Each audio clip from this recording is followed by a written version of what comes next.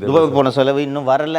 அது மட்டும் இல்லாமல் இந்த பயண செலவு மட்டும்தான் இதில் இன்க்ளூட் ஆகிருக்கும். நீங்கள் எக்ஸ்பென்ஸ்ன்னு ஆர்டிஐயில் கேட்கும்போது கவனமாக தான் ரிப்ளை கொடுப்பாங்க. இங்கேருந்து போகிற ஃப்ளைட் செலவு, அங்கேருந்து வர்ற தங்குற செலவு, இது மட்டும்தான் இதில் இன்க்ளூட் ஆகிருக்கும்.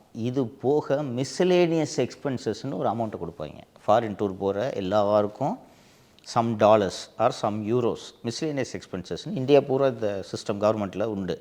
அந்த எக்ஸ்பென்ஸ்லாம் எவ்வளோன்னு சேர்த்திங்கன்னா இன்னும் கூடுதலாக இது வரும். இதில் பார்த்திங்கன்னா துபாய்க்கு போன அந்த ட்ரிப்பில் மட்டும் கிட்டத்தட்ட 88 பேர் போனாங்க.